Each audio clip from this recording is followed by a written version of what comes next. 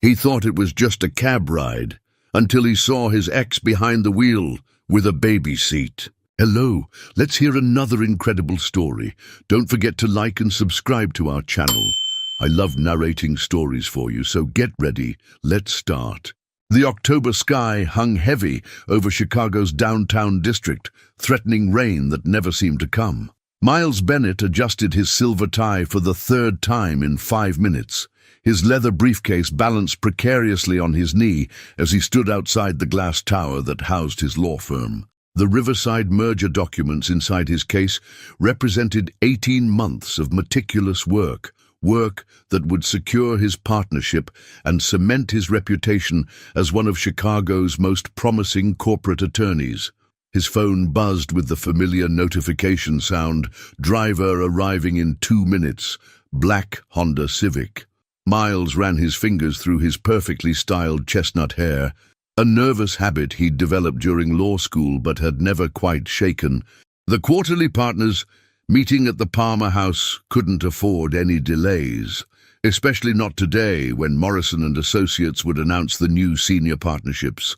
At 34, Miles had sacrificed everything for this moment: relationships, friendships, even his own peace of mind. The Honda Civic pulled up to the curb with the quiet hum of a well-maintained engine. Miles glanced at his Rolex, 3:47 p.m. Perfect timing. He reached for the rear door handle, already mentally rehearsing his presentation points, when the driver's side window rolled down. Miles Bennett. The voice hit him like a physical blow. Rich, warm, with that slight rasp he'd once memorized in the quiet hours before dawn. Miles froze, his hand still gripping the door handle, his heart suddenly thundering against his ribs. He bent down slowly, almost afraid to confirm what his ears already knew. Through the window, he saw her, Jasmine Moore, her copper-toned skin glowing even in the grey afternoon light, those impossibly expressive brown eyes now wide with surprise and something else he couldn't quite name. Her hair, longer now than he remembered, was pulled back in a colourful head wrap that somehow made her look both older and more beautiful. Jasmine. Her name escaped his lips like a prayer he'd forgotten how to say. For a moment, neither of them moved. The city noise faded into background static. The honking horns, the construction sounds, the endless chatter of pedestrians. It was just them, suspended in this impossible moment that felt like stepping into a time machine. "Get in," she said finally, her voice steadier than her hands, which gripped the steering wheel with white knuckles. "We can't block traffic." Miles climbed into the back seat, his usual confidence evaporating. The interior smelled faintly of vanilla and lemon, the same perfume she'd worn 3 years ago, the one that used to linger on his pillow after she'd stayed the night. But there was something else, something that made his stomach clench with an emotion he couldn't name. A car seat, pink and purple, obviously well used, secured in the seat directly beside him. His mouth went dry. The merger document suddenly felt weightless in his hands. "Palmer House, right?" Jasmine's voice came through the partition, professional but strained. She adjusted her rearview mirror, and for a split second their eyes met in the reflection. "Yes," he managed, his voice hoarse. "Palmer House." As they pulled into Chicago traffic, Miles stared at the car seat, his mind racing. The tiny rainbow sticker on the back, the small stuffed elephant tucked into the cup holder, the pink, sippy cup that had rolled slightly forward. 3 years. 3 years since she'd walked out of his Lincoln Park apartment without explanation, leaving only a note that said, "I can't do this anymore. Miles, don't try to find me." He'd respected her wishes, even though it had nearly destroyed him, even though he'd driven past her favorite coffee shop every morning for 6 months, hoping to catch a glimpse of her familiar figure. "So," Jasmine said, her knuckles still white on the steering wheel, "and how have you been?" The question was so normal, so civilized, that it almost made him laugh. How had he been? He'd thrown himself into work with the desperation of a drowning man. He'd dated other women, carefully, distantly, never letting anyone get close enough to leave him again. He'd bought a bigger apartment, a better car, more expensive suits. He'd built a fortress around his heart and called it success. Good, he lied. Busy. You know how it is. In the mirror, he watched her nod, a slight smile playing at the corners of her mouth, the same smile she'd given him whenever he'd tried to deflect with humor or casualness. She'd always seen right through him. "And you?" he asked, though the car seat had already answered half his questions and raised a dozen more. "I'm doing well," she said, navigating through a cluster of yellow cabs with the easy confidence of someone who'd been driving these streets for a while. Really well. The silence stretched between them, filled with everything they weren't saying. Miles watched the familiar city scroll past, the same streets where they'd walked hand in hand, the cafe where she'd told him about her dream of opening a bakery, the park where they'd had their first fight and their first makeup kiss. "Jasmine," he said finally, unable to bear it anymore. "Whose car seat is that?" Her hands tightened on the wheel. In the mirror, he saw her swallow hard, saw the way her jaw set with determination. "Mine," she said simply. The word hit him like a physical blow. Miles felt the world tilt sideways, felt his carefully constructed life suddenly crack down the middle. The merger documents slipped from his hands, scattering across the seat. "Pull over," he said, his voice barely above a whisper. "Miles, I can't just—" "Please." The word came out broken, desperate.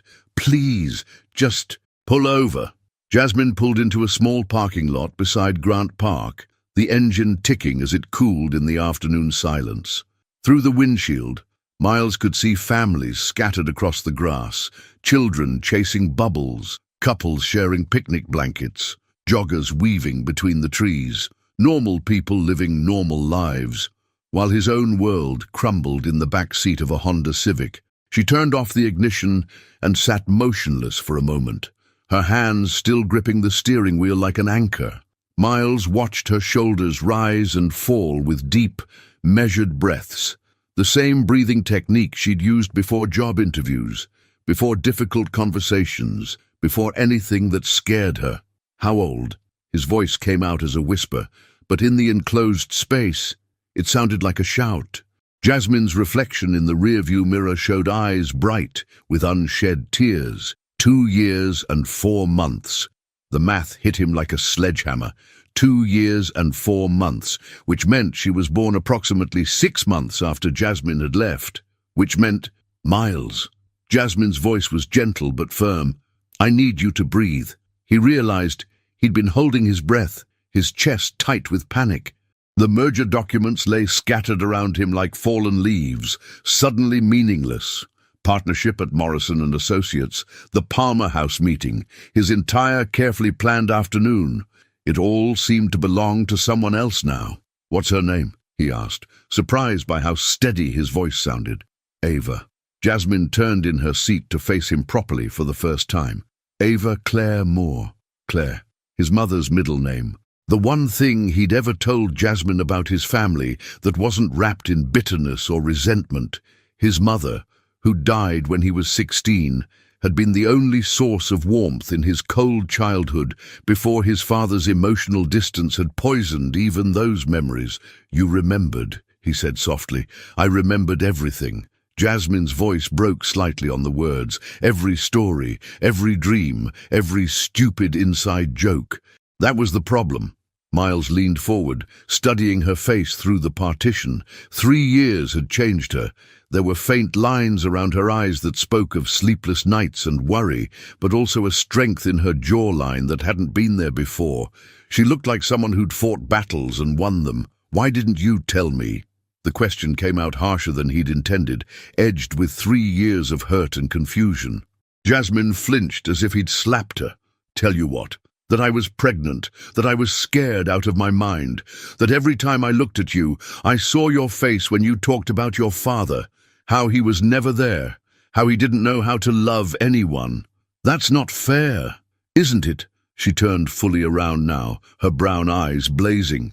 "Miles, you couldn't even say the word children without changing the subject. Remember your cousin's baby shower. You stood in the doorway like you were afraid the kid was going to bite you." The memory stung because it was true. He'd always felt awkward around children, uncertain and clumsy in a way that reminded him too much of his own father's failures.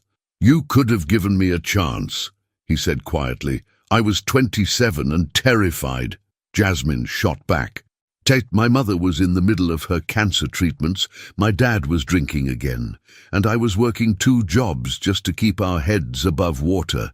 I found out I was pregnant the same week you told me about the Morrison and Associates opportunity, how it was your chance to finally focus on what really mattered." Miles closed his eyes, remembering that conversation. He'd been so excited about the promotion track, so focused on proving himself worthy of the partnership that had seemed like a distant dream. He'd talked for an hour about his 5-year plan, his goals, his vision of success. "I thought you'd see me as a complication," Jasmine continued, her voice softer now. "Another responsibility you didn't want, another way you could fail like your father did, so you made the decision for both of us." "I made the decision for my daughter." The steel in her voice could have cut glass. "I decided she deserved better than a father who was there out of obligation." They sat in silence, the weight of 3 years of unspoken pain settling between them like fog. Miles watched a little girl on the playground, maybe 3 years old, with curly hair bouncing as she climbed the monkey bars.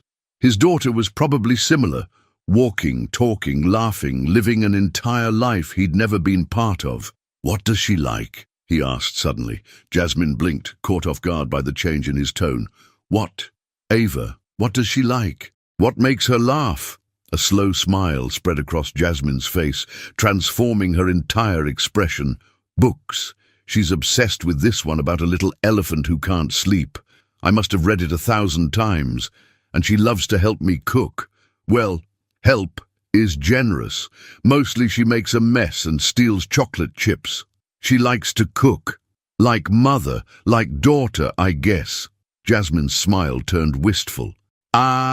She stands on her little stool next to me and narrates everything she's doing in this serious little voice. "Now we add the flour, Mama. Now we stir. She's going to be taller than me by the time she's 10. Miles felt something shift in his chest, a warmth he couldn't name. Does she ask about her father?" The question hung in the air between them like a held breath. Jasmine's smile faded, replaced by something more complex. "She's starting to notice that other kids have daddies," she said carefully. "I told her that some families look different, but that everyone who loves her makes her family complete. That's a good answer." "It's the only answer I had." Jasmine looked down at her hands, twisting the small silver ring she wore on her right hand, a new addition he didn't recognize. "Miles, I need you to understand something. I'm not the same person I was 3 years ago. I can't be. I have someone depending on me now. I'm not the same person either." She looked up at him sharply, studying his face as if she could read the truth written there. "Aren't you? You're still wearing the same cologne, driving to the same important meetings, building the same walls around yourself." The observation stung because it was partially true, but not entirely. "I think about you," he said quietly. "Both of you. Now, I think about what could have been different. Miles, let me meet her." The words tumbled out before he could stop them. "Please, I'm not asking for anything else right now. I need to know her." Jasmine was quiet for so long that Miles began to think she wouldn't answer. When she finally spoke, her voice was barely audible. "She has your eyes," she said. "Dark brown, almost black. And when she's thinking really hard about something, she gets this little crease between her eyebrows, just like you do." Miles felt his chest tighten with an emotion so powerful it nearly overwhelmed him. "Saturday," Jasmine said finally. "Lincoln Park Zoo, 2 o'clock. But Miles," she turned to look at him directly, her gaze unflinching. "If you're going to do this, you're all in. I won't let you break her heart. I understand. Do you? Because walking away from me was one thing, but if you walk away from her—" "I won't," Miles said, and for the first time in 3 years, he meant something with his entire soul. "I won't walk away." Saturday morning arrived with the kind of crisp October sunshine that made Chicago look like a postcard. Miles stood in front of his bathroom mirror, having changed shirts 3 times in the past hour. The navy polo lay discarded on his bed alongside a button-down Oxford and a casual sweater that suddenly seemed too formal for meeting a 2-year-old. He settled on a simple grey Henley and dark jeans, clothes that felt foreign on his frame, so different from his usual armor of tailored suits. His hands shook slightly as he reached for his wallet, and he caught his reflection's eye in the mirror. "No, you can do this," he whispered to himself, the same pep talk he'd given before his first closing argument, his first partnership meeting, every moment when his father's voice echoed in his head, telling him he wasn't enough. The drive to Lincoln Park took 20 minutes, but Miles arrived 45 minutes early. He parked near the zoo entrance and watched families stream through the gates, fathers hoisting toddlers onto their shoulders, mothers pushing strollers loaded with diaper bags and snacks. Everyone seemed to know exactly what they were doing, moving with the practiced ease of people who belonged in this world. Miles checked his phone for the dozenth time, 1:23 p.m. He'd been sitting in his car for 37 minutes, watching other people's children and wondering if his daughter had Jasmine's laugh, if she inherited his stubborn streak, if she would look at him like a stranger or see something familiar in his face. At exactly 1:58 p.m., he spotted them. Jasmine walked toward the entrance, pushing a bright red stroller, her hair loose around her shoulders and catching the sunlight. She wore a yellow sundress that made her skin glow, looking more relaxed than he'd seen her since their reunion. But it was the small figure beside her that made Miles's breath catch in his throat. Ava Claire Moore was perfect. She had his dark hair, but it fell in Jasmine's loose curls around a face that was unmistakably a blend of both of them. Her skin was a warm golden brown, and even from a distance, Miles could see she had inherited Jasmine's expressive eyes. She wore tiny pink sneakers and a purple dress with a cartoon elephant on the front, and she was chattering animatedly to her mother while pointing at something only she could see. Miles climbed out of his car on unsteady legs, his heart hammering against his ribs. This was it, the moment that would change everything one way or another. "Ava, baby, remember what we talked about?" Jasmine's voice carried across the parking lot as they approached. "Our mama has someone special she wants you to meet." The little girl looked up at her mother with complete trust, then followed Jasmine's gaze to where Miles stood frozen beside his car.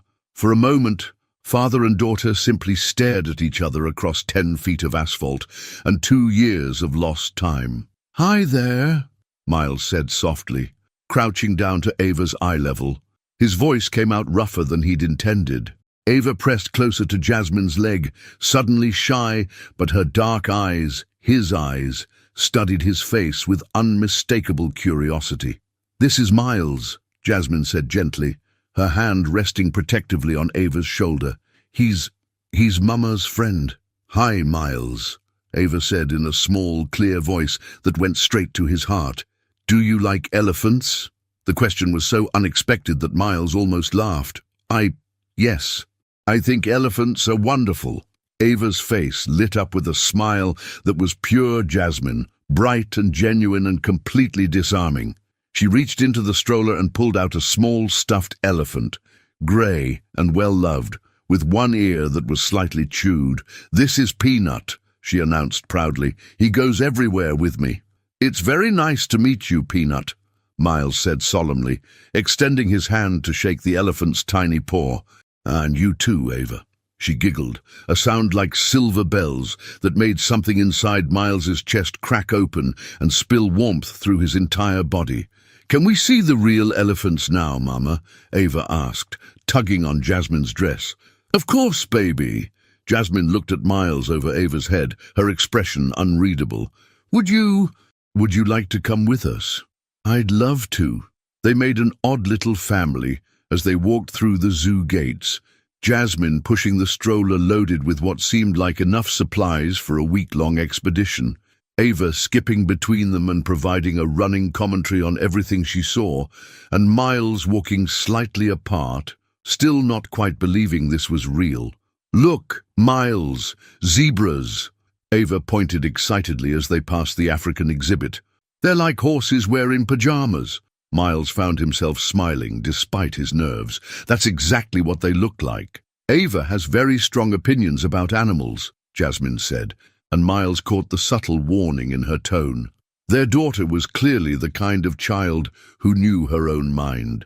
At the elephant exhibit, Ava pressed her face against the viewing glass, chattering to Peanut about the massive creatures moving slowly through their enclosure. Miles stood beside her, struck by how small she was, how fragile and perfect, and utterly dependent on the adults around her to keep her safe. "The baby one is my favorite," Ava declared, pointing to a young elephant staying close to its mother. "He's learning how to use his nose hand." "Trunk," Jasmine corrected gently. "Trunk," Ava repeated seriously. "And Miles, do you have a favorite?" Miles studied the elephants, but found himself watching Ava's reflection in the glass instead. "I think I like the baby one too. He seems very smart." "He is, just like Peanut." Ava held up her stuffed elephant. "Peanut is the smartest elephant in the whole world. Mama says so." "Mama's very wise," Miles said, catching Jasmine's eye over Ava's head. Something passed between them. Not forgiveness, not yet, but perhaps the beginning of understanding. They spent the next 2 hours wandering through the zoo, Ava leading the expedition with the confidence of a seasoned explorer. She insisted on visiting every single animal, providing detailed explanations about their habits and preferences that were equal parts adorable and completely inaccurate. "The giraffes eat clouds," she informed Miles seriously as they watched the tall animals stretching their necks toward the treetops. "That's why they're so tall, Mama told me." "I did not tell you that," Jasmine laughed, but her eyes were soft as she watched her daughter and Miles together. Miles found himself relaxing despite his nerves. Ava was easy to be around, curious and funny and completely without guile. She treated him like any other adult in her world, expecting nothing more than his attention and his willingness to listen to her elaborate theories about animal behavior. At the playground near the zoo's exit, Ava scrambled up the slide while Jasmine and Miles sat on a nearby bench, watching her play. "She's incredible," Miles said quietly. "She is!" Jasmine's voice was filled with pride and something else, exhaustion, maybe, or the weight of 2 years of single parenthood. "She's also a handful. Yesterday she decided she wanted to redecorate her room by drawing on the walls with crayons. What did you do? Gave her a bigger piece of paper and told her walls were for hanging pictures, not making them." Jasmine smiled. "You pick your battles, right?" Miles watched Ava slide down backwards, giggling as she landed in a heap at the bottom. "How do you know what to do? How do you know you're making the right choices?" "You don't," Jasmine said simply. "You just love them and hope that's enough." A comfortable silence settled between them, broken only by Ava's happy chatter as she played. Miles felt something loosening in his chest, a knot of tension he'd carried for so long he'd forgotten it was there. "Miles!" Ava called from the top of the monkey bars. "Watch me!" She swung across with determination, her little face scrunched in concentration. Miles held his breath until she reached the other side safely, then broke into applause. "That was amazing!" he called back, and Ava beamed with pride. "She likes you," Jasmine observed. "And I like her too." The understatement of the century. But Miles didn't have words for the feeling expanding in his chest. "Jasmine, I meant what I said. I'm not going anywhere." She studied his face for a long moment, searching for something. "She goes to bed at 7:30, she said finally. "If you want to see her again, it has to be before then. And Miles, she needs consistency. If you're going to be in her life, you have to actually be in her life." "I understand. Do you? Because this isn't about you anymore. It's about her." Miles watched Ava attempt the monkey bars again, her tongue poking out slightly in concentration. "I'm beginning to understand that." As the afternoon sun began to set, casting long shadows across the playground, Miles realized he'd never felt quite like this before. protective and terrified and overwhelmed with love for a little girl who had existed in his world for less than 4 hours, but had already changed everything. "Mama!" Ava called, running toward them with Peanut clutched in her arms. "Can Miles come see my room? I want to show him my books." Jasmine looked at Miles, a question in her eyes. "I'd be honored," he said, and meant it with every fiber of his being. Jasmine's apartment was nothing like what Miles had expected. Located in a converted warehouse in Pilsen, the space was small, but filled with warmth that seemed to radiate from every corner. Sunlight streamed through large windows, illuminating walls covered with Ava's artwork, finger paintings of purple elephants, crayon drawings of flowers that looked more like colorful explosions, and a construction paper family portrait that made Miles's chest tighten when he realized it showed only 2 figures holding hands. "Welcome to our castle," Jasmine said, setting down the diaper bag and releasing Ava from her stroller. "It's not much, but it's home." Miles looked around, taking in the mismatched furniture that somehow worked perfectly together. A bright blue couch that had seen better days, a coffee table that appeared to be made from an old door, bookshelves constructed from cinder blocks and wooden planks. Everything was clean and organized, but there was a lived-in quality that his pristine Lincoln Park condo completely lacked. "But come on, Miles!"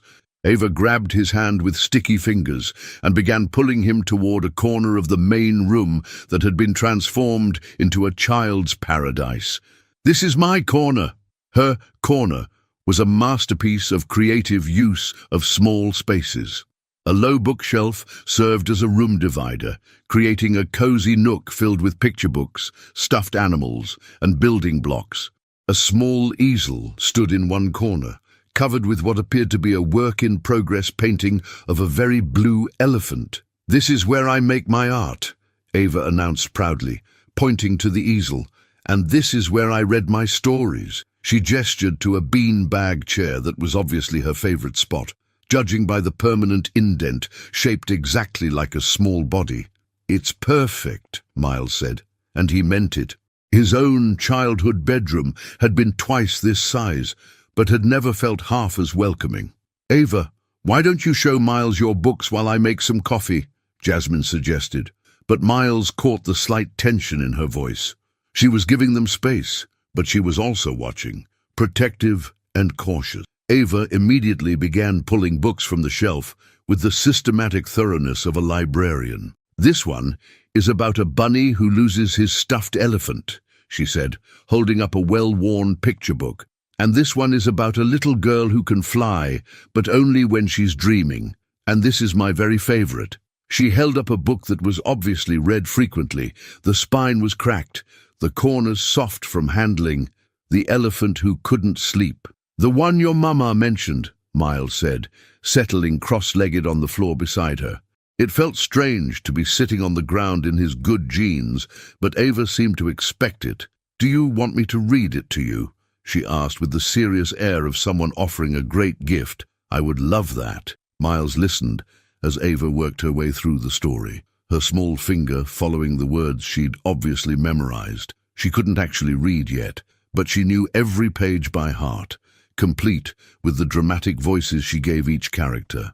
When she got to the part where the elephant finally fell asleep, she yawned theatrically. "Just like me," she said.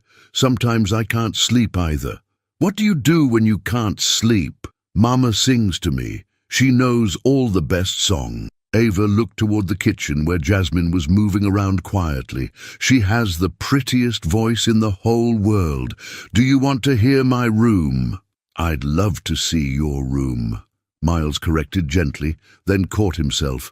Maybe she really did mean hear it. With Ava, anything seemed possible. Her bedroom was even smaller than her play corner, but it was a perfect little sanctuary. The walls were painted a soft lavender, and glow-in-the-dark stars were stuck to the ceiling in no particular pattern. A toddler bed, shaped like a race car, sat against one wall, covered with a quilt that looked handmade. "Grandma Lucy made my blanket," Ava said, noticing his gaze. "She put elephants on it, see?" She pointed to the applique elephants dancing across the fabric. "She lives far away now, but she sends me pictures. Miles felt a pang of loss for all the grandparents Ava would never know. His parents were both gone, and apparently Jasmine's mother had moved away. Another piece of the puzzle of why Jasmine had felt so alone when she discovered she was pregnant. "It's beautiful," he said. "And your grandma must love you very much." "She does, and Mama loves me too. And now you're here." She said it with such simple acceptance that Miles felt his throat tighten.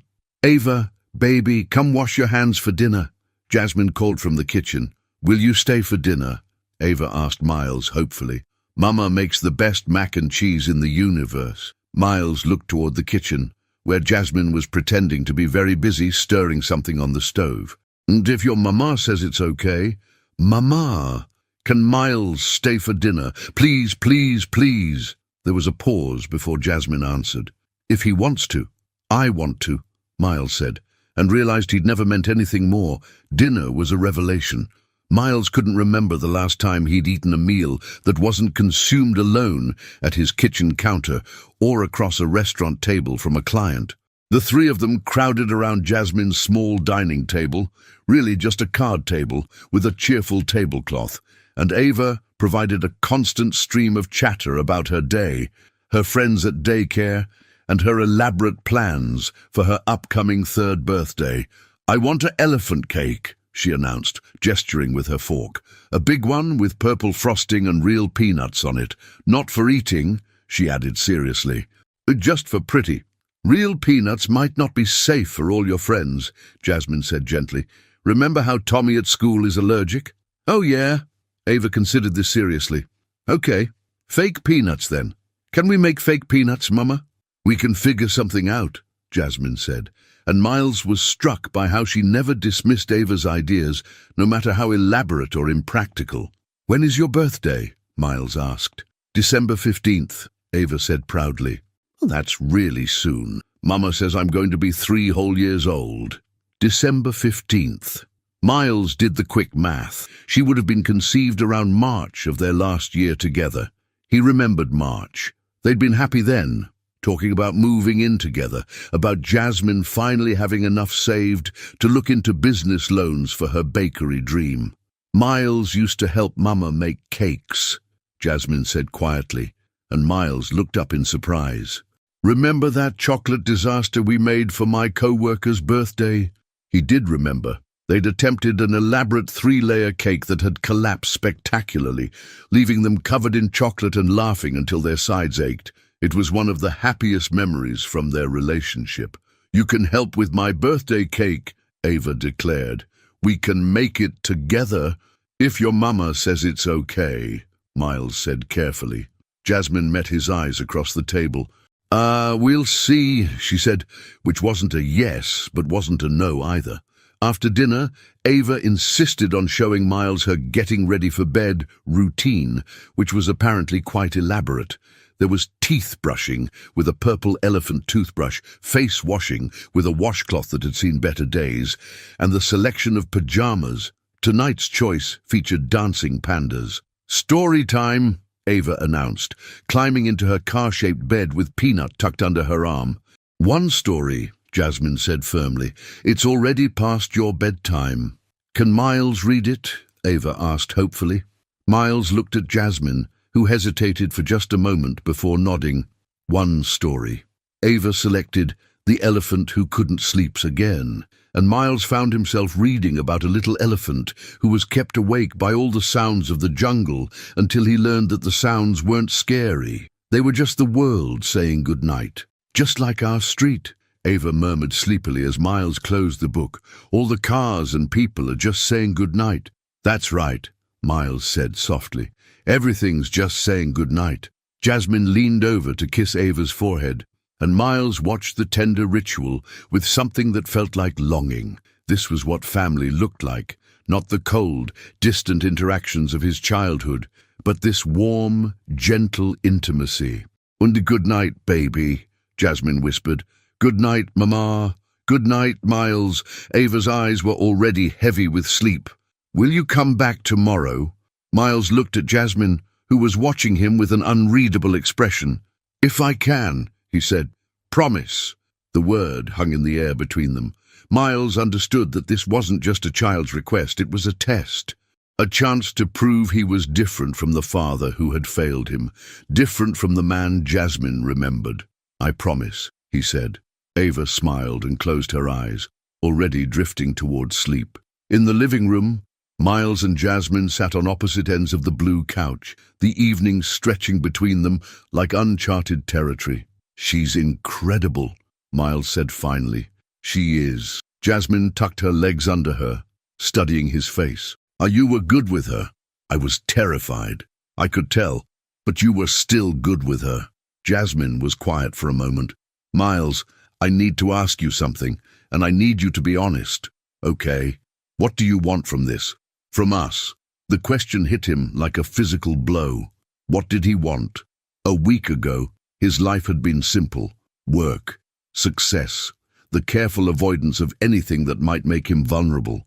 Now he was sitting in a small apartment, his heart completely rearranged by a 2-year-old, with his eyes and her mother's laugh. "I want to be her father," he said simply. "I want to be the father I never had." "And what about me?" The question was so quiet he almost missed it. Miles looked at her, really looked at her, sitting curled up on the couch in her yellow dress, her hair falling over one shoulder, her eyes guarded but hopeful. "I don't know," he said honestly. "And I know I hurt you. I know I wasn't what you needed then. But Jasmine, seeing you today, seeing how you've built this life for Ava," he gestured around the small apartment. "You're incredible. You always were. But now you're also strong in a way that amazes me. I had to be strong. I didn't have a choice."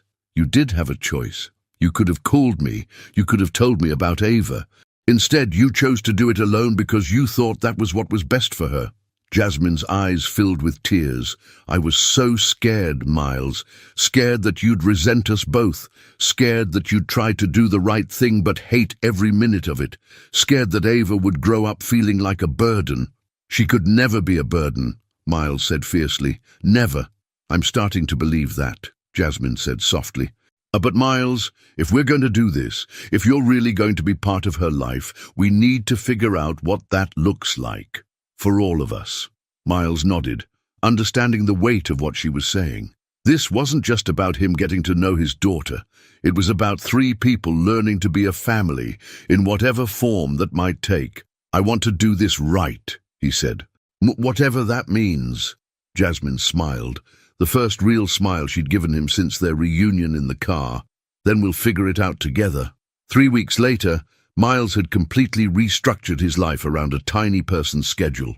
Tuesday evenings were for dinner at Jasmine's apartment, where Ava would insist on helping cook by adding entirely too much salt to everything and providing running commentary on the day's events at Little Sprouts Daycare. Thursday afternoons became playground time, where Miles learned that pushing a swing required a delicate balance between higher, and actual safety. Saturday mornings were for what Ava called adventure walks through different Chicago neighborhoods, where she would collect interesting leaves and rocks that absolutely had to come home with them. Miles had never been happier or more exhausted. "And you look like hell," his colleague David Chen observed, finding Miles asleep at his desk at 9 a.m. on a Wednesday morning. "Rough night with the merger documents?" Miles rubbed his eyes, trying to shake off the fatigue. He'd been up until 2 a.m. the night before, not working, but researching toddler development milestones and age-appropriate activities. His browser history now included searches for how to explain thunder to a 2-year-old and is it normal for kids to name all their food? Something like that, Miles mumbled, reaching for his coffee. The truth was, he was struggling to balance his demanding career with his newfound fatherhood. Yesterday, he'd missed an important client call because Ava had fallen and scraped her knee at the playground, and he'd spent 20 minutes convincing her that a frozen Band-Aid had actual magical healing powers. The client had not been amused by his rescheduling request. His phone buzzed with a text from Jasmine, Ava's daycare called. "She's running a fever. Can you pick her up? I'm stuck at a catering job until 4. Miles stared at the message, his stomach dropping. He had a deposition scheduled in an hour, and the Henderson case files were spread across his desk like a paper mountain. But the thought of Ava sitting in the daycare office, feeling sick and waiting for someone to come get her, made everything else seem insignificant. On my way, he texted back, "David, I need you to cover the Morrison deposition," Miles said, already grabbing his jacket. Something came up. "What kind of something?" "Miles, this is the Henderson case. It's huge." "It's my daughter," Miles said, the words still feeling foreign but increasingly natural on his tongue. "She's sick." David's eyebrows shot up. In the 3 years they'd worked together, Miles had never mentioned having a child. "I didn't know you had a daughter. It's complicated. Can you cover for me or not?" "Yeah, of course." "But Miles, Morrison's going to want an explanation." Miles was already halfway to the elevator. "Tell him I'll explain later." Little Sprout's daycare was located in a converted Victorian house in Logan Square, painted cheerful yellow with a small playground in the fenced backyard. Miles had only been there once before, when Jasmine had given him a tour of Ava's daily world, but he remembered the way the teachers had smiled when Ava introduced him as "My Miles." "Mr. Bennett." The director, Mrs. Rodriguez, greeted him at the front desk. "Ava's in the quiet room. She's been asking for you and her mama. She's been asking for you." The words hit Miles like a warm wave. 3 weeks ago, Ava hadn't even known he existed. Now, she was asking for him when she felt sick. He found her curled up on a small cot in the daycare's sick room, clutching Peanut and looking miserable. Her usually bright eyes were glassy with fever, and her dark curls were damp with sweat. "Miles," she said, her voice hoarse but happy, "you came." "Of course I came, sweetheart." He knelt beside the cot, pressing the back of his hand to her forehead, the way he'd seen Jasmine do. She was definitely running a fever. "How are you feeling?" "My tummy hurts and my head is hot," she said pitifully, "and I want my mama. Mama's working, but she'll be home soon. How about we go to my house, and I'll take care of you until she gets there." Ava considered this seriously. "Do you have popsicles? Mama says popsicles make fevers better." "I don't, but we can stop and get some on the way." "Okay, but I need Peanut and my special blanket." Gathering Ava's things felt surprisingly natural. The diaper bag with its compartments for snacks and emergency clothes, the special blanket that went everywhere, the sippy cup she preferred over all others. Mrs. Rodriguez handed him a thermometer and a bottle of children's Tylenol with careful instructions about dosage and timing. "Call if her fever spikes above 102, she said, "and Mr. Bennett, you're doing great. She lights up every time she talks about you."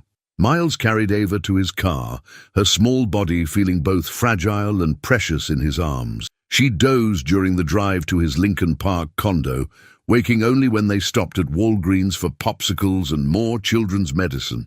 "Your house is really big," Ava observed when they entered his apartment. She looked around with wide eyes at the floor-to-ceiling windows, the minimalist furniture, the complete absence of anything child-related. "It is," Miles agreed, suddenly seeing his home through her eyes. Everything was white or black or grey, all clean lines and expensive materials, beautiful but cold, nothing like the warm chaos of her and Jasmine's apartment. "Where are your toys?" she asked. "I don't have toys." "Adults don't usually have toys." Ava looked at him with the pitying expression children reserve for grown-ups who've clearly lost their way. "That's sad. How do you have fun?" It was a question Miles couldn't answer, mainly because he couldn't remember the last time he'd had what anyone would call fun. He set her up on his leather couch with pillows and her special blanket, then realized he had absolutely no idea how to take care of a sick child. His own childhood illnesses had been handled by a series of nannies while his father worked and his mother retreated to her room with her nerves. "What do you usually do when you don't feel good?" he asked. "Mama reads to me and we watch movies, and she makes soup that's not too hot," Ava said, then added hopefully, "and sometimes we make cookies." "I don't think cookies are good for sick tummies," Miles said carefully. But I can probably manage soup and movies." The next few hours were a crash course in pediatric care. Miles learned that taking a toddler's temperature required the patience of a saint and the reflexes of a ninja. He discovered that children's Tylenol came in flavors specifically designed to make medicine more palatable, and that Ava had strong opinions about which flavor was acceptable. Bubblegum is yucky, but cherry is okay if I can have a popsicle after. They watched 3 episodes of a cartoon about a family of elephants, and Miles found himself genuinely invested in whether the baby elephant would learn to tie his shoes. Ava curled up against his side, her fever making her extra cuddly, and Miles felt something shift in his chest, a fierce protectiveness that was unlike anything he'd ever experienced. "Miles," Ava's voice was sleepy. "Yeah, sweetheart. Are you going to be my daddy now?" The question hung in the air between them. Miles looked down at her flushed face, so trusting and hopeful, and felt the last of his emotional walls crumble completely. "I am your daddy," he said gently. "I always was, even when I didn't know about you, and I always will be." "Good," she said, settling more firmly against his side. "I always wanted a daddy." When Jasmine arrived at 6 p.m., looking frazzled and worried, she found them asleep on the couch together. Ava sprawled across Miles's chest, both of them peaceful and breathing steadily. "How is she?" Jasmine whispered, not wanting to wake them.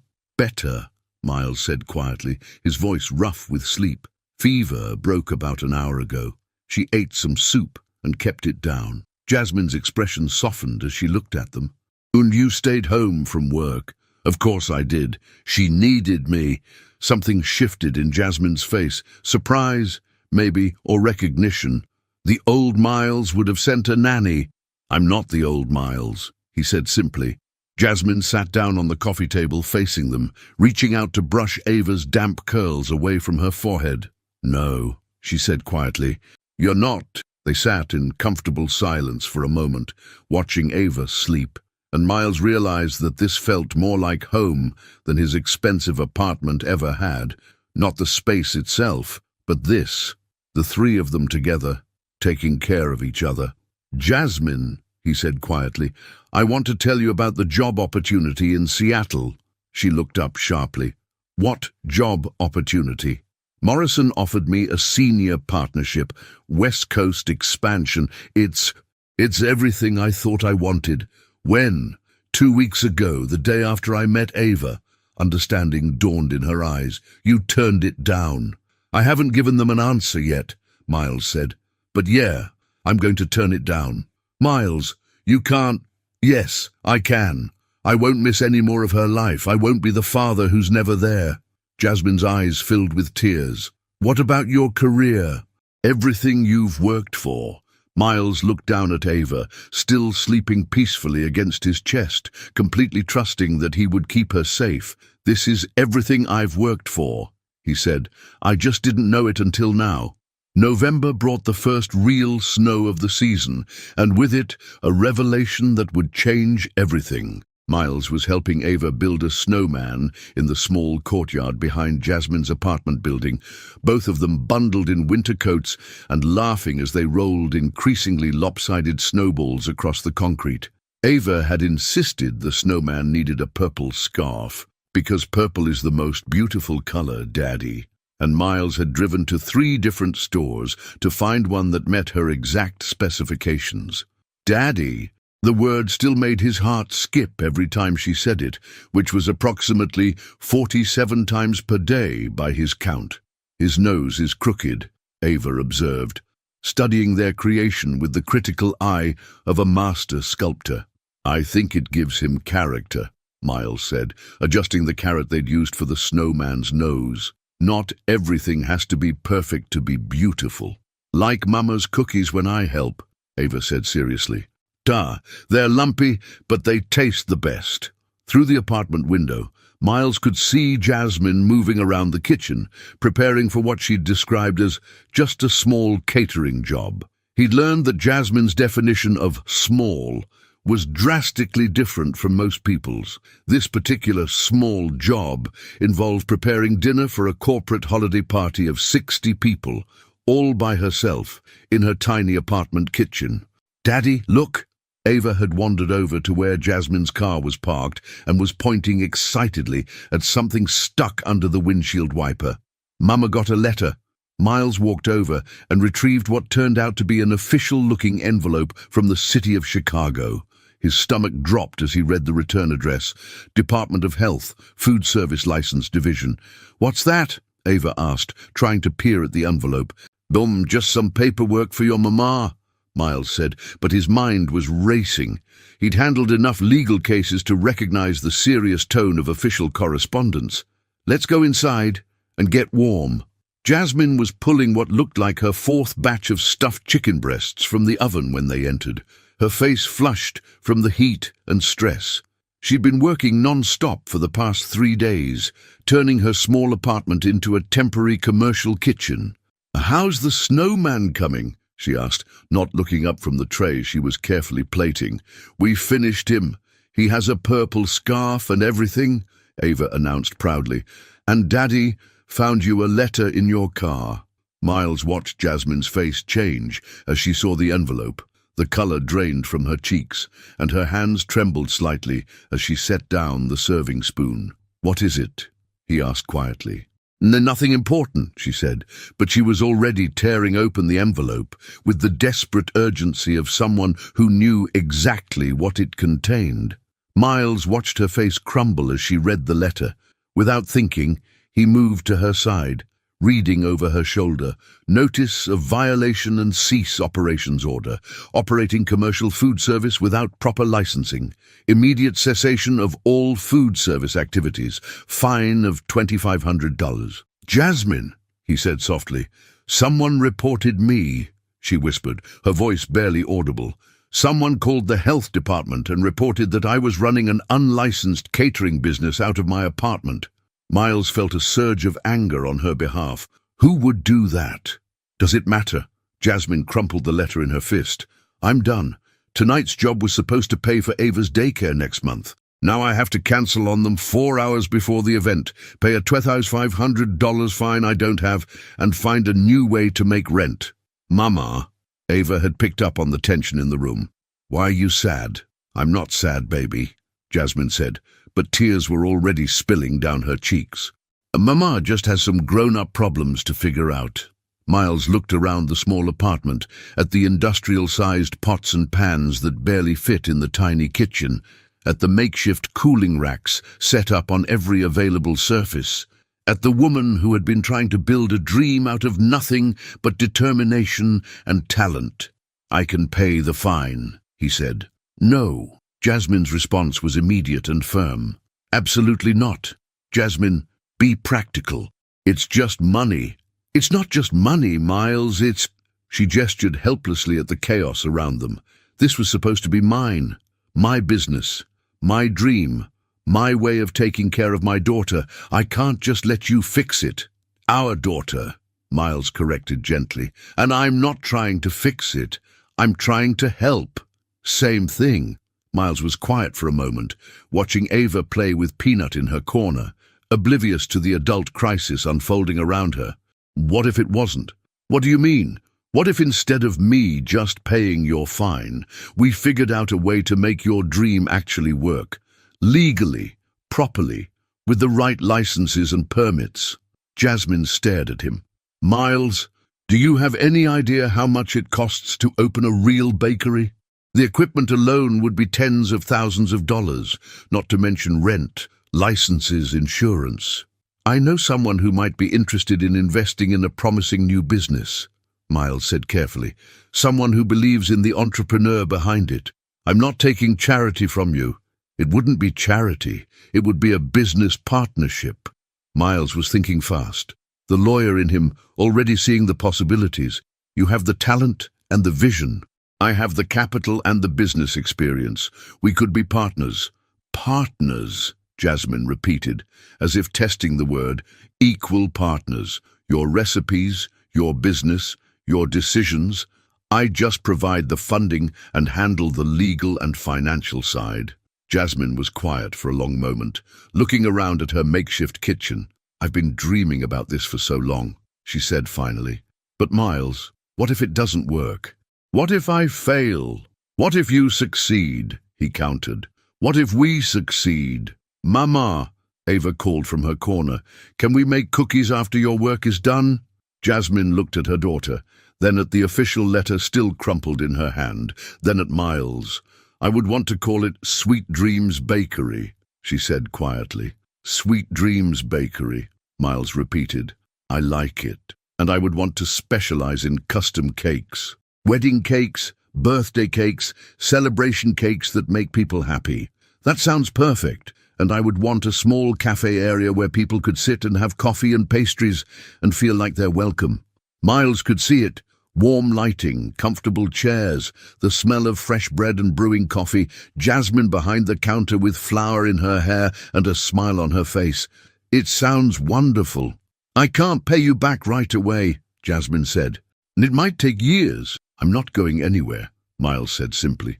We have time. Jasmine looked at him for a long moment, searching his face for something. Whatever she found there must have satisfied her, because she nodded slowly. Okay, she said. Let's do it. Let's make Sweet Dreams Bakery real. Ava, who had been listening with the focused attention children reserve for conversations they sense are important, suddenly clapped her hands. Are we going to have our own cookie store? She asked excitedly. We're going to have our own everything store, Jasmine said, her voice thick with emotion. Cookies and cakes and bread and all the sweet things we can dream up. Can I help? Miles and Jasmine looked at each other over Ava's head, and something passed between them, not quite forgiveness, not yet love, but partnership, the beginning of something that could become beautiful. You can be our official taste tester, Miles said solemnly. It's a very important job. I accept, Ava declared, as if she'd been offered the position of CEO. Later that evening, after they'd managed to salvage the catering job by moving the cooking to Miles's apartment kitchen, which, while not technically legal, was at least private, Miles sat on Jasmine's couch filling out business license applications while she researched commercial kitchen spaces. There's a place in Wicker Park, she said, looking up from her laptop. It used to be a small restaurant. It has a kitchen and a front area that would be perfect for a cafe. What's the rent? More than I've ever imagined spending on anything, she admitted. But Miles, it's perfect. I can see it. The display cases full of cakes, little tables by the windows, the smell of fresh coffee mixing with vanilla and cinnamon. Miles looked at her face, bright with excitement and possibility, and felt something settle into place in his chest. This was what he wanted to invest in, not just a business, but Jasmine's joy, Ava's future. The family they were slowly, carefully building together. Then let's go look at it tomorrow, he said. Be tomorrow, Jasmine agreed, and for the first time since he'd known her, she sounded like someone who believed her dreams might actually come true. The space in Wicker Park was everything Jasmine had imagined and more intimidating than she'd prepared for. Standing in the empty storefront on a cold December morning, surrounded by peeling paint and the lingering smell of the previous tenant's failed Thai restaurant, Miles watched Jasmine transform before his eyes. Her usual cautious demeanor melted away as she walked through the space, her hands gesturing animatedly as she described her vision. The display cases would go here, she said, pointing to the large front windows. People walking by could see all the cakes and pastries, and over there, she gestured toward a corner near the back. That's where I'd put the children's area. A small table with coloring books and crayons, so parents could have coffee while their kids drew pictures. Ava, who had insisted on coming along for this important inspection, was currently spinning in circles in the middle of the empty space, her arms outstretched and her winter coat making swooshing sounds. This place is big, she announced. Bigger than our whole apartment. It is big, Miles agreed, though his lawyer's mind was already calculating square footage costs, permit requirements, and renovation expenses. The numbers were substantial. But watching Jasmine's face light up as she planned where each piece of equipment would go made every dollar feel like a worthwhile investment. The kitchen space is generous, the landlord, Mrs. Chen, noted as she led them through the back area. Oh, the previous tenants installed a good ventilation system, and most of the plumbing is already set up for commercial use. Miles made notes on his phone, while Jasmine examined every inch of the kitchen space with the thoroughness of someone who understood the importance of workflow and efficiency. She opened cabinet doors, tested faucets, and even got down on her hands and knees to check the condition of the floor tiles. The ovens would need to be replaced, she said, standing up and brushing dust off her jeans, and I'd want to install a larger mixer station here, with storage underneath for bulk ingredients. Mama, Ava called from the front area, can I have my birthday party here? Jasmine's face softened. Your birthday party is in 2 weeks, baby. The bakery won't be ready by then. But when it is ready, you can have any kind of party you want here, Miles said, earning a brilliant smile from Ava and a grateful look from Jasmine. Mrs. Chen quoted them a monthly rent that made Miles's eyebrows rise slightly, but Jasmine didn't flinch. She was already too deep in her vision to be intimidated by numbers. I'll need to think about it, Jasmine said diplomatically as they prepared to leave. Of course, but I should mention I have 2 other serious prospects looking at the space this week. In the car afterward, Ava fell asleep in her car seat within minutes, exhausted by the excitement of the morning. Miles and Jasmine sat in comfortable silence for a moment, both processing what they'd seen. It's perfect, Jasmine said finally. It's expensive, Miles replied. I know, maybe too expensive. Maybe this whole thing is just a fantasy.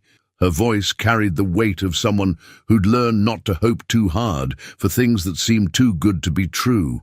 Miles turned to look at her profile as she stared out the passenger window. Do you remember what you told me about the first cake you ever made? Which one?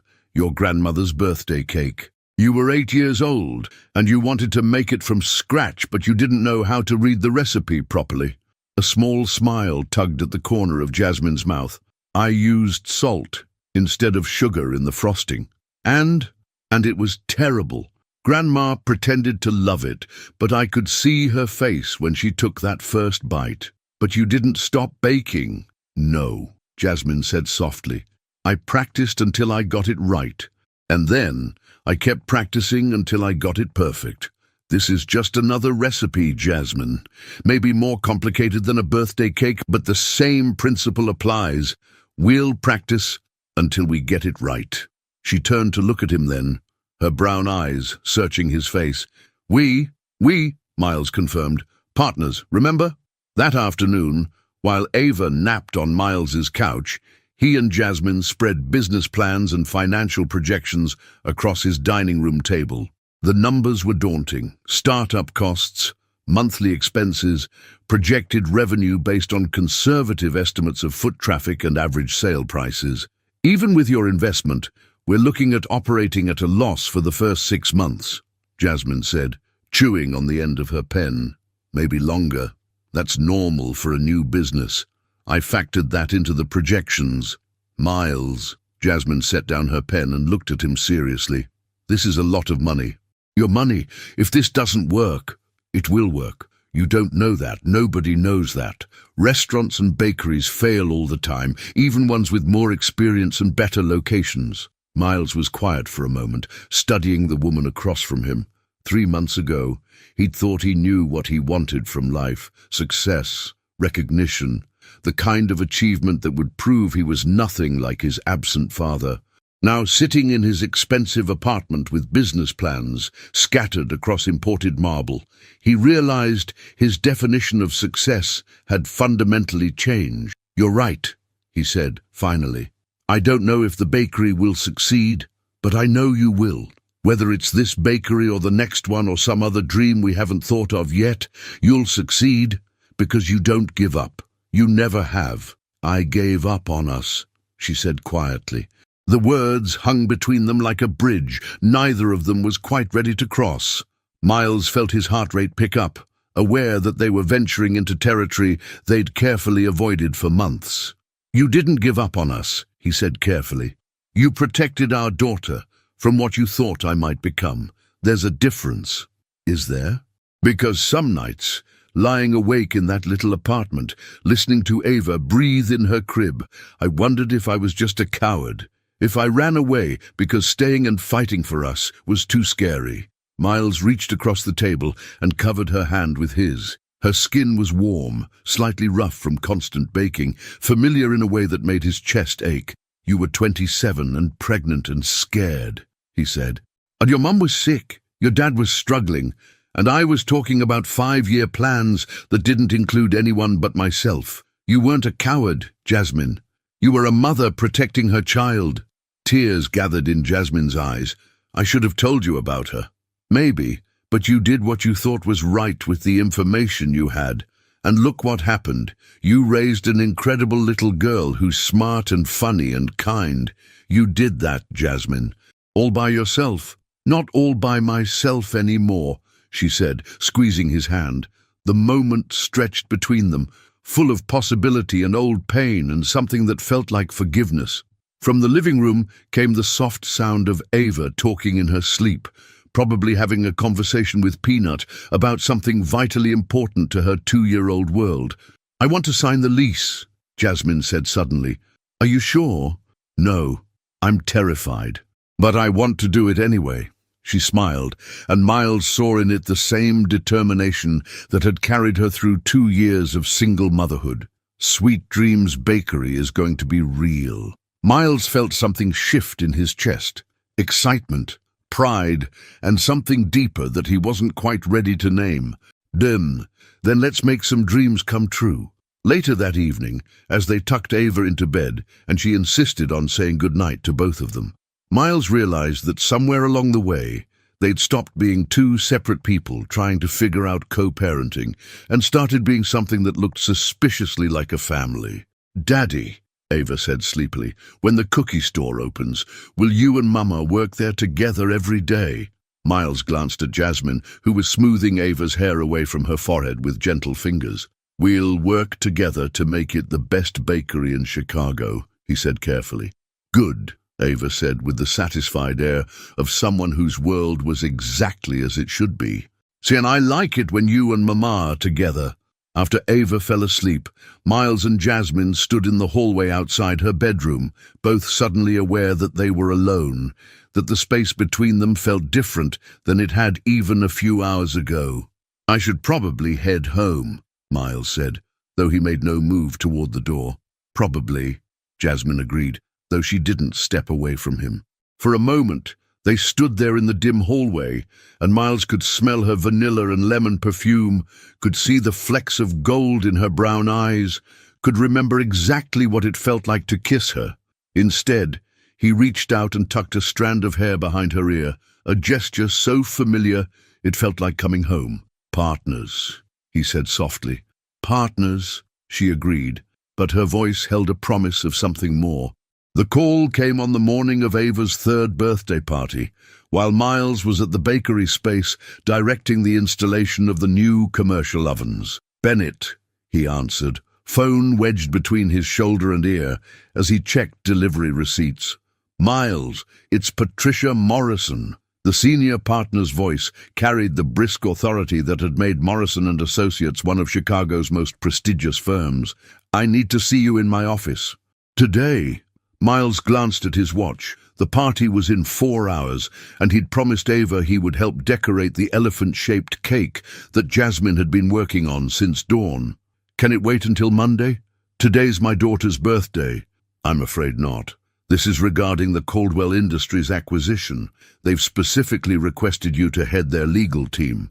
Miles felt his stomach drop. Caldwell Industries was the kind of client that law firms built entire departments around, a multi-billion-dollar corporation with operations across 3 continents. The kind of client that could make a lawyer's career. "I'll be there in an hour," he said.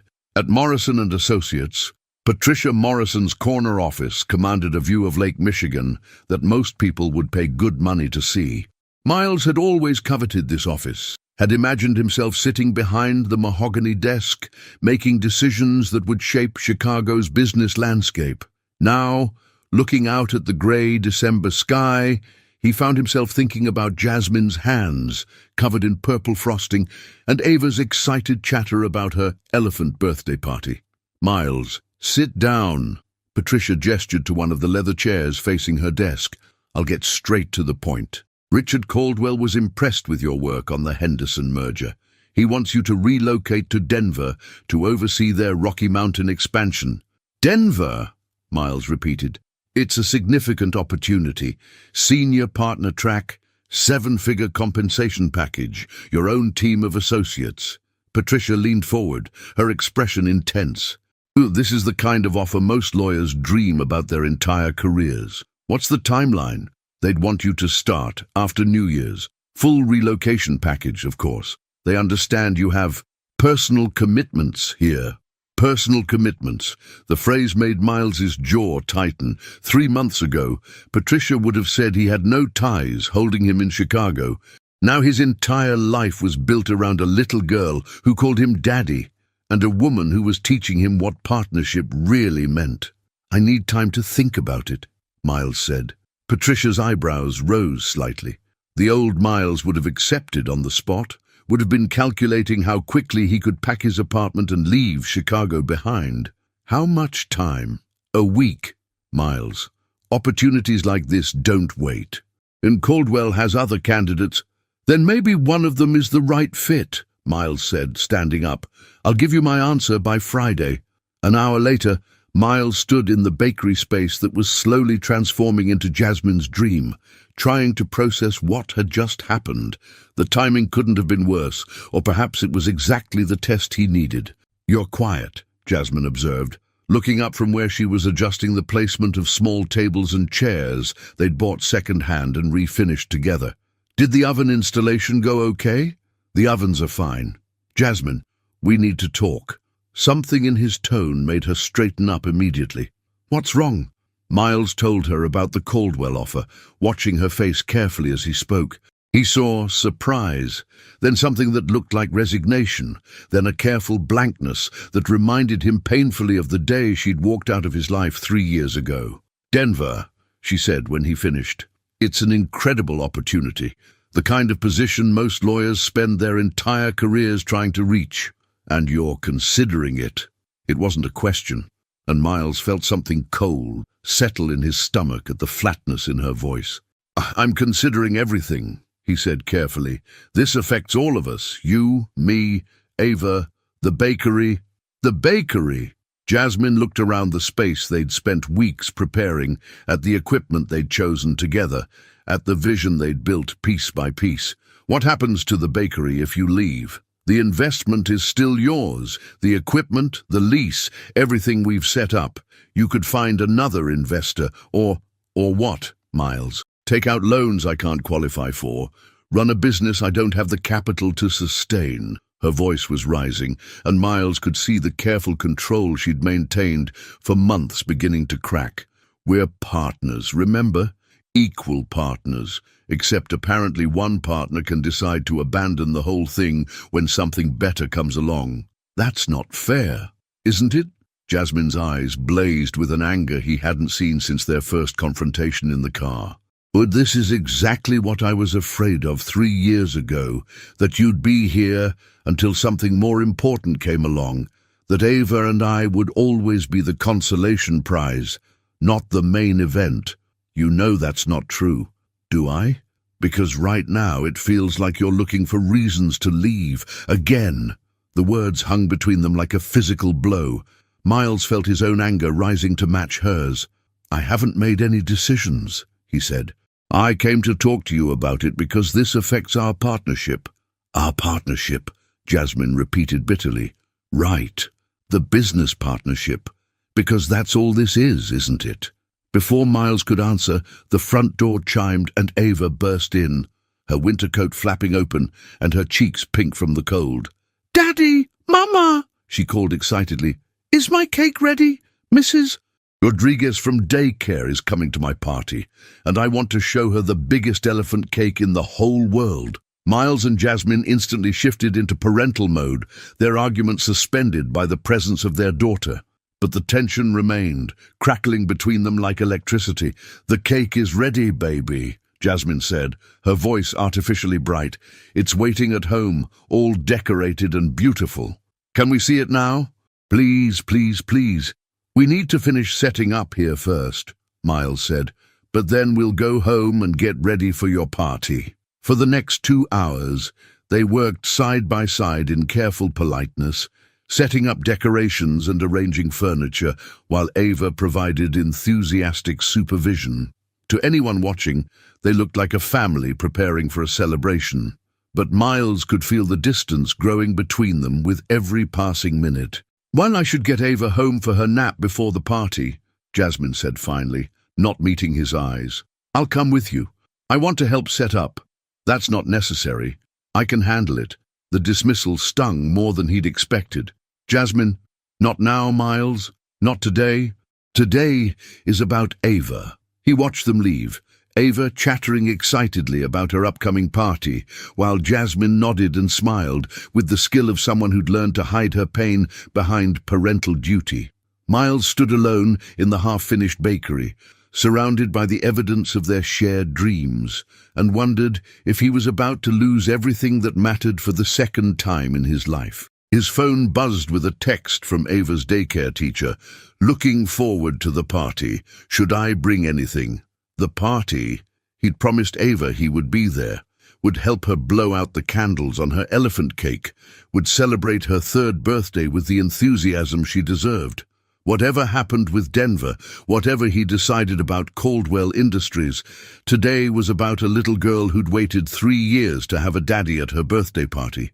Miles locked up the bakery and headed toward the car, trying to push away the fear that this might be one of the last family celebrations they'd share together. The Caldwell offer represented everything he'd once thought he wanted, but walking away from it felt like walking away from everything he'd discovered he actually needed. The question was, which choice would he be able to live with? The birthday party was in full swing when it happened. Ava's apartment was filled with the chaos of 8 3-year-olds, their parents, and Mrs. Rodriguez from daycare, who had arrived with a gift bag that made Ava squeal with delight. The elephant cake sat proudly in the center of the table, 3 layers of chocolate cake with purple frosting, decorated with fondant elephants that Jasmine had spent hours perfecting. Miles watched from the kitchen doorway as Ava held court in the living room, her purple birthday dress twirling as she showed off her new books and toys. She'd insisted on wearing a paper crown that said, "Birthday Princess," and every few minutes she would catch his eye and wave, as if making sure he was still there. "She's having the time of her life," Jasmine said quietly, appearing beside him with 2 cups of coffee. The tension between them hadn't disappeared, but they'd maintained a careful truce for Ava's sake. "She deserves it," Miles replied, accepting the coffee gratefully. "You did an amazing job with all this." "We did an amazing job," Jasmine corrected, and for a moment her guard dropped enough for him to see the pain underneath. "That's what partners do, right?" Before Miles could respond, there was a commotion from the living room. One of the children had knocked over a cup of juice, and in the resulting scramble to clean it up, someone bumped into Ava. She stumbled backward, her head connecting with the sharp corner of the coffee table with a sickening crack. The silence that followed was deafening. Then Ava began to scream, a sound of pain and terror that went straight through Miles's chest like a knife. Blood was flowing from a gash on her forehead, staining her purple dress and the paper crown that had fallen to the floor. "Oh, God," Jasmine breathed, already moving. "Ava, baby, it's okay. Mama's here." Miles was beside them in an instant, his legal training taking over as he assessed the situation with forced calm. The cut was deep, probably requiring stitches, and Ava was becoming increasingly hysterical as she saw the blood on her hands. "Oh, we need to get her to the hospital," he said, already reaching for his keys. "I'll drive." "No," Jasmine said, her voice sharp with panic. "I'll drive. She needs me." "Jasmine, you're shaking. Let me." "I said no." The words came out harsher than she'd intended, and Miles saw something in her eyes that had nothing to do with the current crisis and everything to do with the conversation they'd had earlier. "Mrs. Rodriguez stepped forward with the calm authority of someone who'd dealt with childhood emergencies before. "I'll drive you both," she said firmly. "You can sit with Ava in the back." The emergency room at Northwestern Memorial was a blur of fluorescent lights and antiseptic smells. Ava clung to both her parents, her tears finally subsiding as the triage nurse cleaned the wound and determined it would need 6 stitches. "Can you hold her still, Doctor?" Martinez asked as she prepared the local anesthetic. "This will be easier if she doesn't move." Miles found himself on one side of the examination table, while Jasmine held Ava's hands on the other. Their daughter looked so small under the harsh hospital lights, her birthday crown replaced with gauze and medical tape. "Tell me the elephant story, Daddy," Ava whispered, her voice hoarse from crying. "Which elephant story?" "The one about the baby elephant who couldn't sleep." Miles began reciting the familiar tale, his voice steady despite the fear clawing at his chest. He watched Ava's face relax as he spoke, her dark eyes, his eyes, fixed on his face with complete trust. "And all the sounds weren't scary," she whispered along with him. "They were just the world saying goodnight." "That's right, sweetheart. Just the world saying goodnight. Doctor." Martinez worked quickly and efficiently, and within 30 minutes, Ava was sitting up with a neat row of stitches and a lollipop. The crisis was over almost as quickly as it had begun, but Miles could see the aftermath in Jasmine's face, the pale exhaustion of someone who'd just been reminded how fragile everything she loved really was. "She'll be fine," Dr. Martinez assured them as they prepared to leave. "Keep the wound dry for 48 hours and bring her back if you notice any signs of infection. She's a tough little girl." In the parking garage, as they walked toward Miles's car, Ava finally asleep in his arms. Jasmine spoke for the first time since they'd left the hospital. "I can't do this anymore," she said quietly. Miles felt his heart stop. "Do what?" "Pretend that this is sustainable, that we can keep co-parenting when you're planning to leave for Denver, that I can keep letting Ava get attached to you when you're going to abandon her the moment something better comes along." "Jasmine, I haven't made any decisions about Denver." "Haven't you?" She stopped walking and turned to face him. "Be honest with me, Miles. When Patricia Morrison called you today, when she offered you everything you've ever wanted, what was your first instinct?" Miles was quiet, remembering the surge of excitement he'd felt at hearing about the Caldwell opportunity, the old ambition that had driven him for so many years, briefly flickering back to life. "That's what I thought," Jasmine said, reading his silence correctly. "And that's okay, Miles. That's who you are. But I can't keep doing this to Ava. I can't keep letting her believe that she has a daddy who's going to be here for her when we both know that's not true. That's not fair. I've been here for every important moment since I found out about her. For 3 months. Miles, 3 months out of 3 years. And now, the first time something more appealing comes along, you're ready to walk away again." They'd reached his car, and Miles carefully transferred Ava to her car seat, her small body limp with exhaustion. She stirred slightly, mumbling something about elephants before settling back into sleep. "I never said I was taking the Denver job," Miles said as he straightened up. "You never said you weren't." The accusation hung between them in the cold December air. Miles looked at Jasmine, really looked at her, and saw the woman who'd been carrying the weight of single parenthood for 3 years, who'd built a life and a dream and a safe space for their daughter without any help from him, who was now terrified that history was about to repeat itself. "What do you want me to do?" he asked quietly. "I want you to choose," Jasmine said, her voice breaking slightly. "And I want you to decide what you actually want, not what you think you should want, or what looks good on paper. I want you to choose us, or choose your career, but stop asking us to compete for your attention. And if I choose you, then we figure out how to be a family, a real family, not this careful dance we've been doing, where we pretend we don't have feelings for each other." The admission hung between them like a bridge neither of them had been brave enough to cross. Miles felt his heart rate pick up, aware that they were finally saying the things they'd been carefully not saying for months. "And if I choose Denver?" Jasmine's face crumpled for just a moment before she regained control. Then we figure out how to co-parent long distance. We make custody arrangements, and we explain to Ava why Daddy has to live far away. And the bakery, she shrugged helplessly. Gee, I guess I figure out plan B. Miles looked at his sleeping daughter, her small hand clutching Peanut even in unconsciousness, a cartoon band-aid covering her stitches. 3 hours ago, she'd been blowing out birthday candles, surrounded by friends and family, living in a world where both her parents loved her and were building something beautiful together. Now he was being asked to choose between the life he'd always thought he wanted and the life he'd discovered he actually needed. How long do I have? He asked. Caldwell wants an answer by Friday. So do I. Jasmine's voice was steady, but he could see the tears she was holding back.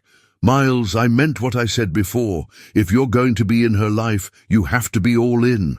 No more half measures, no more keeping one foot out the door in case something better comes along. She deserves better than that. She deserves better than a father who chooses obligation over opportunity. She deserves a father who doesn't see loving her as an obligation. The words hit him like a physical blow because they were true. Loving Ava had never felt like an obligation. It had felt like coming home. But somewhere along the way, he'd started thinking about the Denver offer as a return to his real life, as if everything he'd built in Chicago was just a detour from his true path. I need to think, he said. Then think, Jasmine replied.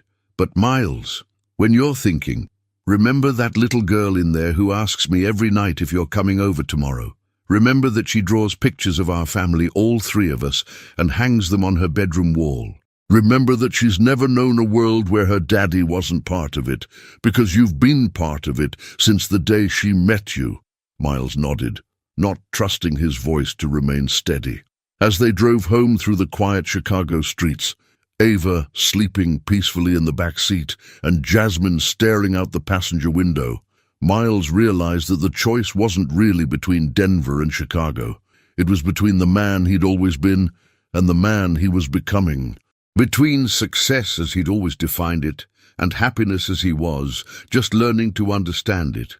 By Friday, he would have to decide which version of himself he wanted to be. Friday morning arrived grey and cold, with snow falling steadily outside Miles's apartment windows. He'd been awake since 4 a.m., sitting at his kitchen table with Patricia Morrison's business card in one hand and his phone in the other, rehearsing the conversation that would determine the rest of his life. The Denver offer sat open on his laptop screen, 7 figures D, senior partner track, his own team of associates, and the kind of prestige that most lawyers could only dream about.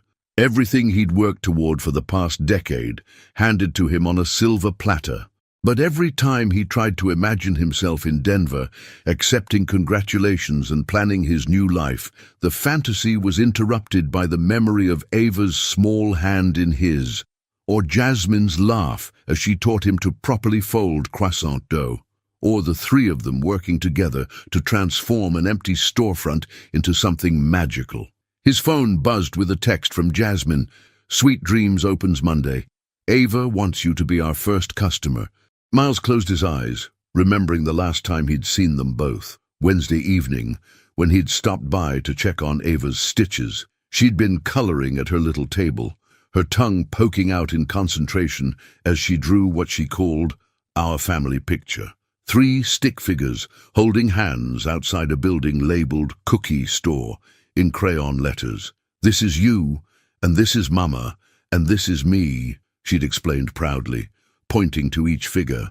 And we're all happy because we work together. Jasmine had been polite but distant, treating him like a friendly acquaintance rather than... What? What were they to each other exactly? Co-parents, former lovers, business partners. Something more complicated than any of those labels could capture. Miles picked up his phone and dialed Patricia Morrison's direct line. Miles, she answered on the first ring. I was hoping to hear from you. Do you have an answer for Caldwell? I do. Miles took a deep breath, feeling the weight of the decision settle in his chest. I'm declining their offer. There was a pause. Miles, I'm not sure you understand the magnitude of what you're turning down. I understand perfectly, but I have commitments here that are more important than any job, no matter how prestigious. This is about the child, isn't it? Miles, plenty of successful attorneys, managed to balance demanding careers with family obligations. Caldwell would work with you on custody arrangements. Custody arrangements. Miles felt something hot and protective flare in his chest. Patricia, with all due respect, my daughter isn't an obligation I need to work around. She's the reason I get up in the morning. Another pause. I see. Well, I hope you won't regret this decision. I won't, Miles said, with more certainty than he'd felt about anything in years. After ending the call, Miles sat in his quiet apartment for a few more minutes, letting the reality of his choice settle over him. He'd just turned down the opportunity of a lifetime, and instead of feeling regret, he felt free, like he'd finally stopped running towards something that was never going to make him happy anyway. He grabbed his keys and headed for the door. Sweet dreams. Bakery was a hive of activity when Miles arrived. Through the large front windows, he could see Jasmine moving behind the counter, wearing a flour-dusted apron and the kind of focused expression she got when she was perfecting a recipe. The display cases were filled with pastries that looked like they belonged in a magazine. Croissants, Danish, muffins, and an array of cupcakes decorated with delicate buttercream flowers. Ava spotted him first, pressed against the window like a small sentinel watching for his arrival. She was wearing a miniature apron that matched her mother's, and her face lit up with the kind of pure joy that made Miles's chest ache with love. "Ah, Daddy's here," she called, running to unlock the door. "Mama, Daddy came for opening day." Jasmine looked up from the pastry she was arranging, her expression carefully neutral. "We're not officially open until Monday." "I called Caldwell Industries this morning," Miles said without preamble. "I turned down the Denver position." The pastry knife slipped from Jasmine's hand, clattering onto the marble counter. "You what?" "I turned it down. I'm staying in Chicago. I'm staying here with you and Ava, if you'll have me." "But Miles, that job was everything you've ever wanted." "No," he said firmly, walking toward the counter where she stood frozen in surprise. "I thought it was everything I wanted, but I was wrong. This is everything I want." He gestured around the bakery, at Ava tugging on his coat and chattering about all the pastries she'd helped make, at Jasmine with flour in her hair and hope creeping into her eyes. "This is home." "Are you sure?" Jasmine's voice was barely a whisper. "Miles, I don't want you to resent us later. I don't want you to look back in 5 years and wonder what would have happened if you'd taken that job." Miles reached across the counter and took her flour-dusted hands in his. 5 years from now, I want to be helping our daughter blow out the candles on her 8th birthday cake. I want to be expanding sweet dreams into the space next door because we're so successful we need more room. I want to be married to my business partner. Jasmine's eyes widened. Married. If she'll have me, if she's willing to take a chance on a former workaholic who's still figuring out how to be the man his family deserves. "Mama," Ava said seriously, tugging on Jasmine's apron, "Daddy asked you a question. You're supposed to answer when people ask you questions." Jasmine laughed, tears streaming down her cheeks. "Yes," she said, her voice breaking with emotion. "Yes to all of it. Yes to marriage, and yes to expanding the bakery, and yes to birthday cakes for the next 50 years. Miles leaned across the counter and kissed her, tasting sugar and salt tears and the promise of everything they were going to build together. When they broke apart, Ava was jumping up and down with excitement. "Does this mean we're going to be a real family now?" she asked. "We've always been a real family, baby," Jasmine said, lifting Ava into her arms. "We just needed Daddy to figure that out too." "I figured it out," Miles said, wrapping his arms around both of them. "It just took me a while." 6 months later, Sweet Dreams Bakery was featured in Chicago Magazine as the city's sweetest success story. The article included a photo of the Bennett Moore family behind the counter, Miles in a tie and apron, Jasmine holding a 3-tier wedding cake, and Ava wearing her junior baker's hat and holding Peanut. The caption read, "Sometimes the best recipes can't be found in cookbooks. They're discovered when you're brave enough to mix love, second chances, and a willingness to redefine success." Miles kept a copy of the magazine framed behind the register, next to Ava's latest artwork, a family portrait that now included a fourth figure labeled baby brother or sister in careful preschool handwriting. "Are you ready for customer number 1?" Jasmine asked on that first official opening day, smoothing her apron and checking her appearance in the reflection of the espresso machine. Miles looked around the bakery they'd built together, at the display cases filled with Jasmine's creations, at the children's corner where Ava was arranging coloring books, at the chalkboard menu written in Jasmine's elegant handwriting. Everything was perfect, but more than that, everything was theirs. "I've been ready my whole life," he said, flipping the sign on the door from closed to open. Outside, a line of customers had already formed, drawn by the warm light spilling from the windows and the promise of something sweet. But inside Sweet Dreams Bakery, Miles Bennett had already found everything he'd ever been searching for: a home, a family, and a love that was worth more than any career opportunity could ever be. As Ava liked to say, they were all exactly where they belonged. The end. Thanks for watching to the end. Did you like the story? Tell us what you thought in the comments below. We want to know what you think. Don't forget to leave your like and subscribe now for more exciting stories you won't want to miss. Activate the bell to be notified whenever a new video comes out. See you in the next story. See you there.